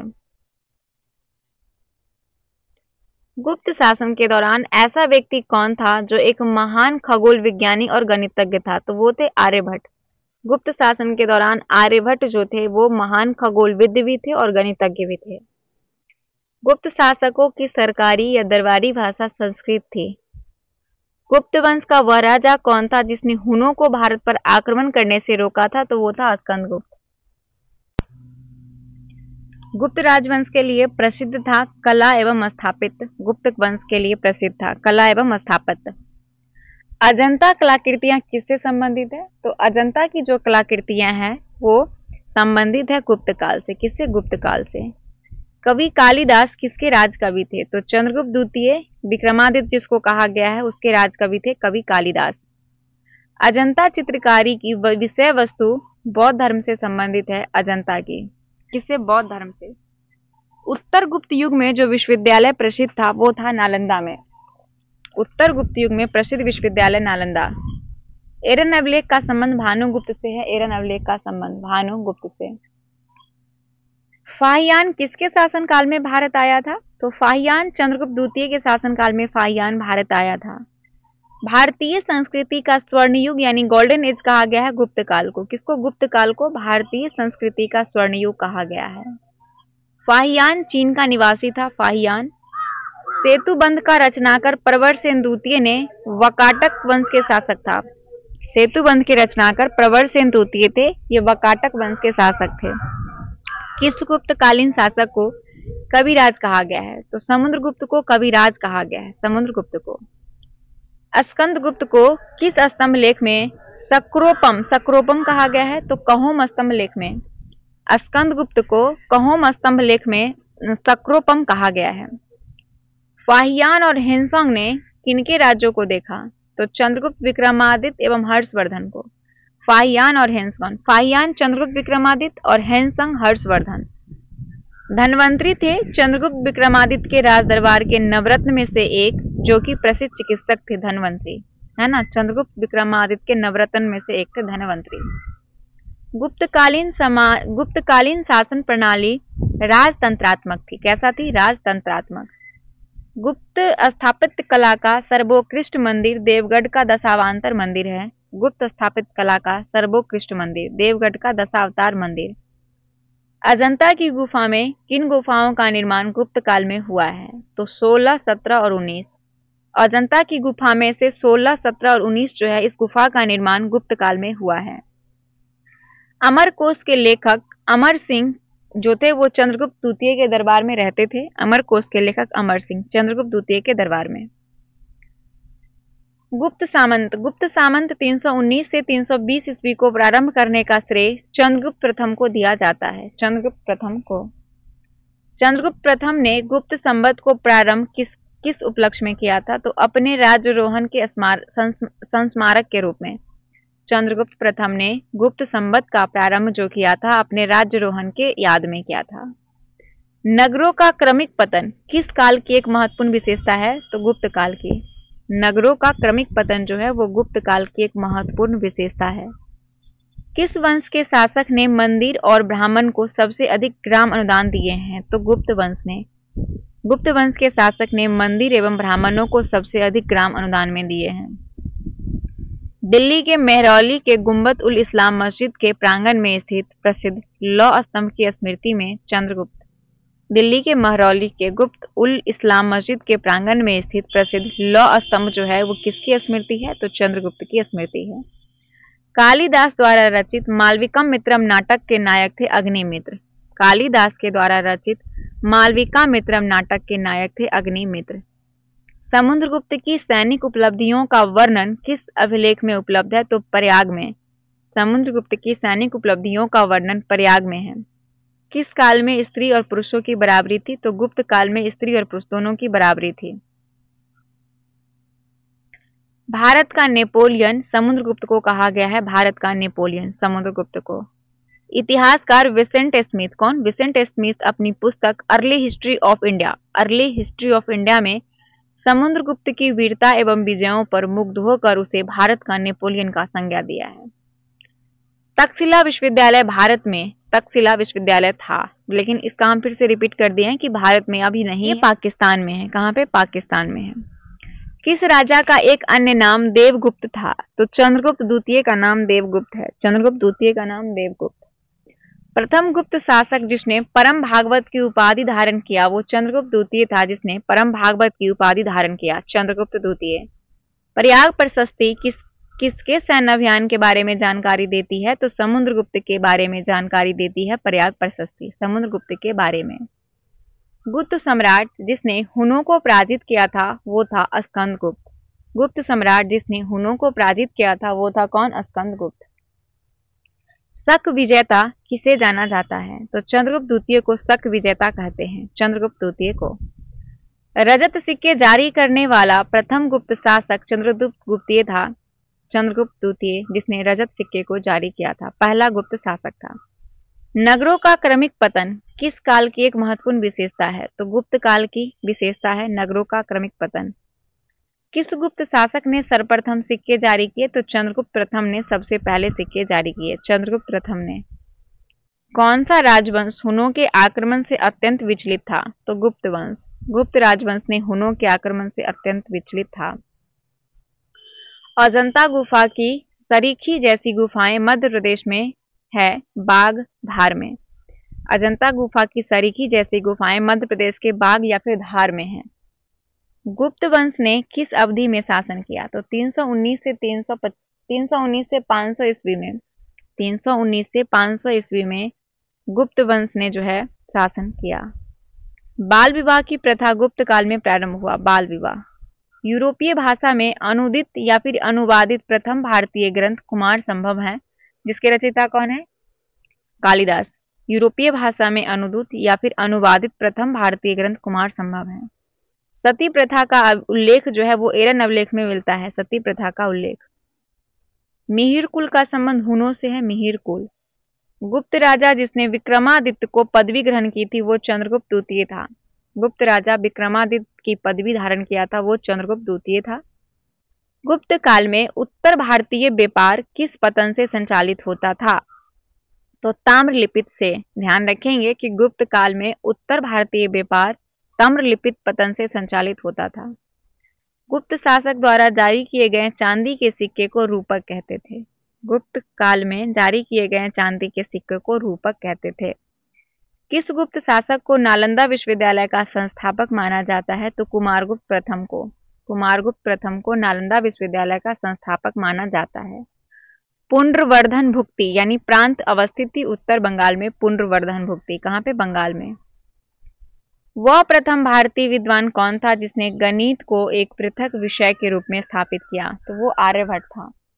आर्यभट्ट जो थे वो विद्वान थे जिसने भारतीय गणितज्ञ थे, विद्वान थे जिन्होंने गणित को एक अलग विषय के रूप में स्थापित किया, आर्यभट्ट। तांबा का सिक्का जारी करने वाला पहला गुप्त शासक रामगुप्त था। रामगुप्त ने तांबा का सिक्का जारी किया था। आगे है, कालिदास की किस कृति की गिनती विश्व के 100 प्रसिद्ध साहित्यिक कृतियों में होती है? तो अभिज्ञान शकुंतलम। अभिज्ञान शकुंतलम कृति जो कालिदास की है, इसकी गिनती विश्व के 100 प्रसिद्ध साहित्य में से एक में से होती है। और वर्तमान में गणित में जो दशमलव प्रणाली है, इसका आविष्कार गुप्त युग से ही माना जाता है। गुप्त काल के सर्वाधिक लोकप्रिय देवता विष्णु थे। गुप्त काल के प्रिय देवता विष्णु। मेहरौली जो कि दिल्ली में है, मेहरौली लौह स्तंभ, इसका निर्माण चतुर्थ सदी में हुआ था, चतुर्थ सदी में। कुमार संभव महाकाव्य के लेखक कालिदास है। कुमार संभव के लेखक कालिदास। नालंदा विश्वविद्यालय का स्थापना गुप्त युग में हुआ था। गुप्त युग में भू राजस्व की दर उपज का 6ठा भाग था। भू राजस्व का दर 6ठा भाग। अब है गुप्तोत्तर काल, पुष्यभूति वंश या फिर वर्धन वंश। पुष्यभूति वंश का स्थापना पुष्यभूति वर्धन ने किया था। पुष्यभूति वंश की स्थापना। पुष्यभूति वंश के सबसे प्रतापी राजा थे हर्षवर्धन। पुष्यभूति के सबसे प्रतापी राजा हर्षवर्धन था। हर्षवर्धन के समय में कौन सा चीनी यात्री भारत आया? तो हेनसोंग आया था हर्षवर्धन के समय में चीनी यात्री भारत, हेनसोंग। चालुक्य राजा पुलकेशिन द्वितीय को नरसिंहवर्मन प्रथम ने पराजित किया था। चालुक्य राजा नरसिंहवर्मन द्वितीय को नरसिंहवर्मन प्रथम ने पराजित किया था। किस व्यक्ति को द्वितीय अशोक कहा गया है? तो हर्षवर्धन को द्वितीय अशोक कहा जाता है, हर्षवर्धन को। बाणभट्ट किस सम्राट के राज दरबारी थे? हर्षवर्धन के राज दरबारी कवि थे बाणभट्ट हैं, हर्षवर्धन के। हेनसोंग भारत में लगभग 14 साल रहा था। हेनसोंग भारत में लगभग 14 साल रहा था। कुंभ मेला को प्रारंभ करने का श्रेय हर्षवर्धन को ही है। हर्षवर्धन ने कुंभ मेला का प्रारंभ किया था। नर्मदा नदी के तट पर हर्ष के दक्षिणावर्ती आक्रगमन को रोका था पुलकेशिन द्वितीय ने। आक्रमण होगा यहाँ पे।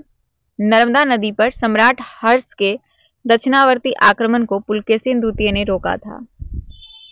चालुक्य शासक पुलकेशिन द्वितीय ने किस नदी के किनारे हर्षवर्धन को पराजित किया था? तो नर्मदा नदी के किनारे। चालुक्य शासक पुलकेशिन द्वितीय ने नर्मदा नदी के किनारे हर्षवर्धन को पराजित किया था। हर्ष के शासनकाल में उत्तर भारत का सबसे महत्वपूर्ण शहर कौन था? तो वो था कन्नौज। हर्ष के शासनकाल में उत्तर भारत का सबसे महत्वपूर्ण शहर कन्नौज था। हर्ष की आत्मकथा बाण्यभट्ट ने लिखी है। हर्षवर्धन अपनी धार्मिक सभा कहाँ किया करता था? तो प्रयाग में। हर्षवर्धन अपनी धार्मिक सभा को प्रयाग में करता था। वर्धन वंश की राजधानी थानेश्वर। थानेश्वर जो है हरियाणा में स्थित है, थानेश्वर, जो कि वर्धन वंश की राजधानी है। हर्षवर्धन ने 606 ईस्वी पूर्व में हर्ष संवत की स्थापना के उपलक्ष्य में अपने राज्यारोहण के उपलक्ष्य में किया था। हर्ष संवत की शुरुआत 606 ईस्वी में। हेनसोंग की भारत में यात्रा के समय सूती कपड़ों के उत्पादन के लिए सबसे प्रसिद्ध नगर मथुरा था। हेनसोंग की भारत में यात्रा के समय सूती कपड़ों के उत्पादन के लिए सबसे प्रसिद्ध नगर मथुरा। कवि बाण्यभट्ट निवासी थे, थानेश्वर के बाण्यभट्ट निवासी थे, थानेश्वर के। नागानंद के रचनाकार हर्षवर्धन थे, नागानंद के रचनाकार। सम्राट हर्षवर्धन ने 2 महान धार्मिक सम्मेलन का आयोजन कन्नौज और प्रयाग में किया था। सम्राट हर्षवर्धन ने दो महान धार्मिक सम्मेलन का आयोजन कन्नौज और प्रयाग में किया था। नागानंद, रत्नावली और प्रियदर्शिका ये हर्षवर्धन की नाटककार है। नागानंद, रत्नावली, प्रियदर्शिका ये हर्षवर्धन नाटकों का नाटककार थे।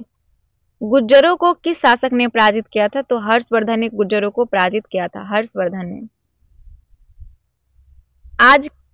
आज की भारत में हेनसोंग को याद करने का मुख्य कारण सीयूकी की रचना है। सीयूकी रचना हेनसोंग की है, जिसके लिए भारत में इसको याद किया जाता है। हेनसोंग ने शिलादित्य कहा हर्षवर्धन को। हेनसोंग ने शिलादित्य कहा हर्षवर्धन को। गुप्त वंश के हर्ष के पश्चात उत्तर भारत में बड़े भाग का पुनर्गठन हर्षवर्धन ने किया था। गुप्त वंश के हर्ष के पश्चात उत्तर भारत में बड़े भाग का पुनर्गठन हर्षवर्धन ने किया था। बंगाल का कौन सा शासक हर्ष के समकालीन थे? तो शशांक। बंगाल का शासक हर्ष का समकालीन शशांक था। वह अंतिम बौद्ध राजा कौन था जो संस्कृत के महान विद्वान और लेखक था? हर्षवर्धन था। वह अंतिम बौद्ध राजा हर्षवर्धन था जो संस्कृत के महान विद्वान और लेखक थे। हर्ष चरित्र किसके द्वारा लिखी गई है? तो बाण्यभट्ट के द्वारा हर्ष चरित्र लिखी गई है, बाण्यभट्ट द्वारा। एक चालुक्य अभिलेख की तिथि अंकन में शक संवत को 556 दिया हुआ, इसका तुल्य वर्ष 634 है। कह रहा है कि जो एक चालुक्य अभिलेख की तिथि अंकन में शक संवत का वर्ष 556 दिया हुआ है, इसका तुल्य वर्ष क्या है? 634 है इसका तुल्य वर्ष। और शक संवत का प्रचलन कुषाण वंशीय शासक कनिष्क के 78 ईस्वी में किया गया था। यदि शक संवत 556 में अंकित है तो यह ईस्वी सन में 556 में 78 जोड़ दीजिएगा, 634 ईस्वी में होगा, 634 में। हर्ष के समकालीन सूचनाओं किसकी पुस्तक में निहित है? तो कलहन की पुस्तक में। हर्ष के समय की सूचना कलहन की पुस्तक में निहित है। सम्राट हर्ष ने अपनी राजधानी थानेश्वर से कहाँ स्थानांतरित किया? तो कन्नौज। सम्राट हर्ष ने अपनी राजधानी थानेश्वर से कन्नौज स्थानांतरित किया था। उत्तर प्रदेश में स्थित वह स्थान जहां हर्षवर्धन ने बौद्ध महासम्मेलन का आयोजन किया वो प्रयाग था। बौद्ध महासम्मेलन प्रयाग में। नर्मदा नदी पर सम्राट हर्ष के दक्षिणावर्ती आक्रमण को रोका पुलकेशिन द्वितीय ने रोका था। कौशय शब्द का प्रयोग रेशम के लिए किया गया है। चीनी लेखक भारत का उल्लेख किस नाम से करते थे? तो युनतू के नाम से। चीनी लेखक भारत का उल्लेख युनतू के नाम से करते हैं। नालंदा विश्वविद्यालय के विनाश का कारण मुसलमान था। कौन था? मुसलमान। गुप्तोत्तर युग में प्रमुख व्यापारिक केंद्र कन्नौज था। गुप्तोत्तर युग में प्रमुख व्यापारिक केंद्र कन्नौज। आदि शंकर जो बाद में शंकराचार्य बने, उनका जन्म केरल में हुआ था। शंकराचार्य का जन्म। आदि शंकराचार्य द्वारा स्थापित 4 मठ जोशी मठ, द्वारिका, पुरी और श्रृंगेरी में है। जोशी मठ, द्वारिका, पुरी और श्रृंगेरी 4 है आदि शंकराचार्य द्वारा स्थापित 4 मठ। अब हम इसमें से एंशिएंट का आप विविध देखेंगे, उसके बाद एंशिएंट को कंप्लीट करेंगे। इसमें हम चाहते तो कंप्लीट हिस्ट्री करवा सकते थे, बट अभी हम जो है घर से बाहर है, यहाँ पे हमारे पास वाईफाई सुविधा अवेलेबल नहीं है, जिसके कारण हम लंबा वीडियो को अपलोड नहीं कर पाएंगे। तो हमारे पास जो खुद के मोबाइल का जो डाटा है उसके अकॉर्डिंग हम वीडियो अपलोड करेंगे, तो इसके लिए हम कम्प्लीटली आपका एनसीईआरटी इस वीडियो में करवा रहे हैं। पार्ट 2 जिसमें आएगा उसमें हम कंप्लीट हिस्ट्री, मेडाइवल और मॉडर्न दोनों को कंप्लीट करवा देंगे, ठीक है। और दृष्टि क्विक बुक वगैरह जो बायोलॉजी का था वो वीडियो हमारा कंप्लीट हो चुका है, लेकिन उस वीडियो को अपलोड हम यहाँ से जाने के बाद करेंगे, ठीक है। किस विदेशी यात्री ने भारत का दौरा सबसे पहले किया था? तो वो था मेगास्थनीज। मेगास्थनीज विदेशी यात्री था जिसने भारत का दौरा सबसे पहले किया था। शून्य का खोज आर्यभट्ट ने किया था। शून्य का खोज। महापाषाण सांस्कृतिक जो कि 1500 ईस्वी पूर्व से लेके 1000 ईस्वी पूर्व में हमें दक्षिण भारत के उस ऐतिहासिक युग से परिचित कराती है जब महापाषाण काल में उपयोग में लाए जाते थे। तो बड़े पत्थरों से घेरी गई समाधि यानी कब्र। महापाषाण संस्कृति जो कि हमें दक्षिण भारत के उस ऐतिहासिक युग से परिचित कराती है जब महापाषाण काल में उपयोग लाए जाते थे। तो वो बड़े पत्थर से घिरी हुई समाधि यानी कब्र। किस पुस्तक का 15 भारतीय और 40 विदेशी भाषाओं में अनुवाद किया गया है? तो पंचतंत्र का। पंचतंत्र जो कि पुस्तक है इसका उल्लेख 15 भारतीय और 40 विदेशी भाषाओं में इसका अनुवाद किया गया है। नेक्स्ट है न्यूमिस्मेटिक्स क्या है? तो न्यूमिस्मेटिक्स जो है ये सिक्कों और धातुओं का अध्ययन है। सिक्का और धातु का अध्ययन। हितोपदेश के लेखक नारायण पंडित है। हितोपदेश के लेखक नारायण पंडित।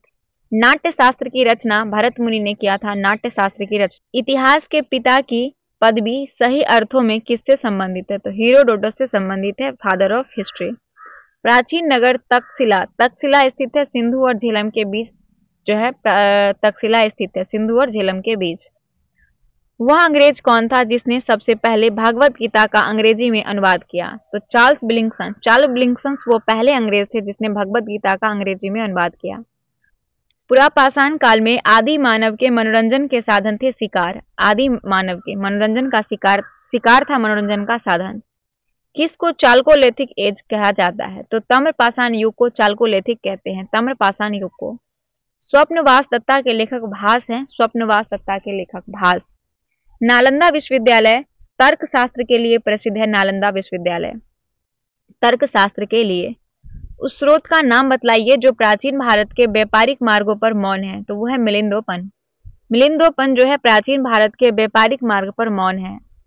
आधुनिक मानव के हाल का पूर्वज क्रो मैग्नन मनुष्य है। आधुनिक मानव के हाल का पूर्वज क्रो मैग्नन मनुष्य है।